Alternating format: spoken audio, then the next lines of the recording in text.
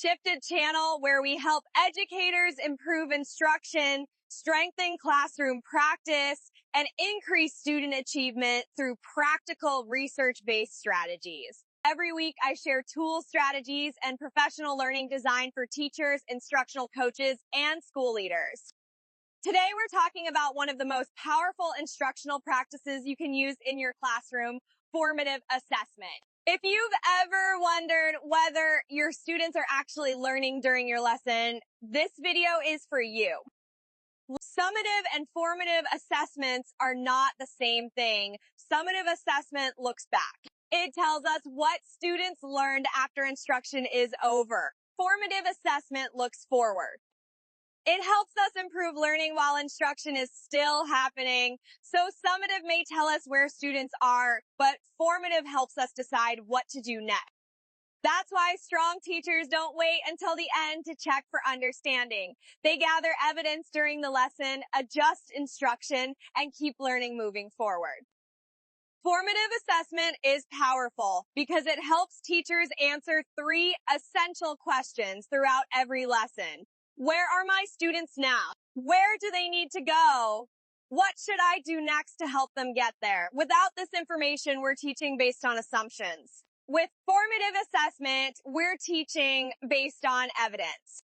Instead of waiting until a unit test reveals misconceptions, we identify those misconceptions immediately and respond while learning is still taking place. That means fewer gaps, stronger understanding, and better outcomes for students. That shift changes everything.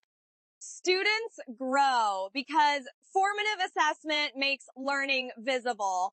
When teachers consistently check for understanding, they catch misconceptions before they become habits. Students receive immediate feedback instead of waiting days for a grade. Instruction becomes flexible because teachers know when to slow down, reteach, enrich, or move forward. Students also become more reflective. They begin thinking about what they know, what they're still learning, and what they need to improve.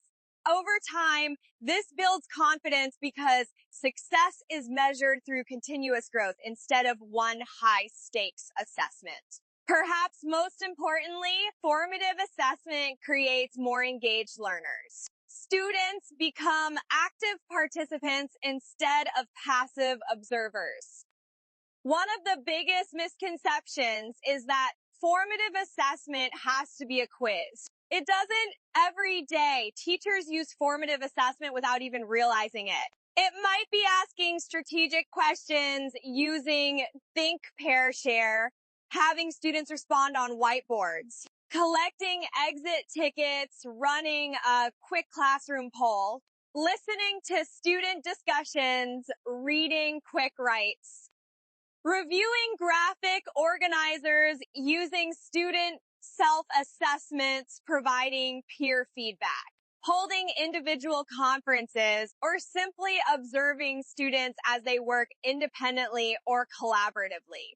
The strategy isn't what matters most. The evidence you collect is. Every formative assessment should answer one question: what do my students understand right now?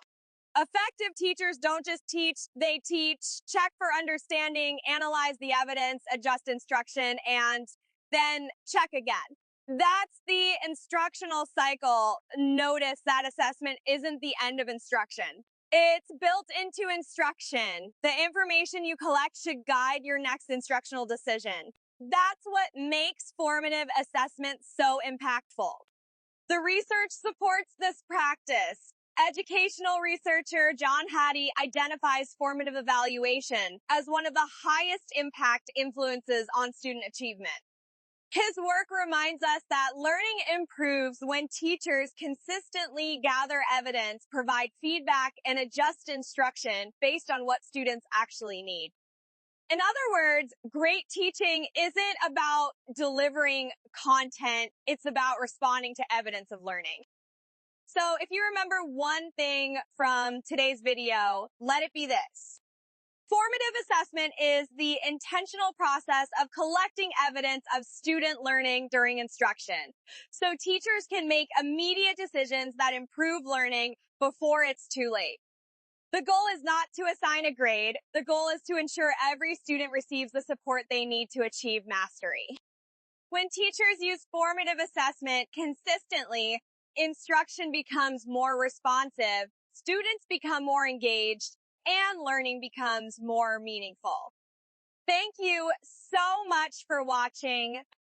If you found this video helpful, please give it a thumbs up, share it with another educator, and subscribe to the Shifted channel for practical strategies that help teachers, instructional coaches, and school leaders improve instruction every single day. I'd also love to hear from you. Leave a comment below and tell me, what's your favorite formative assessment strategy and how has it impacted student learning in your classroom?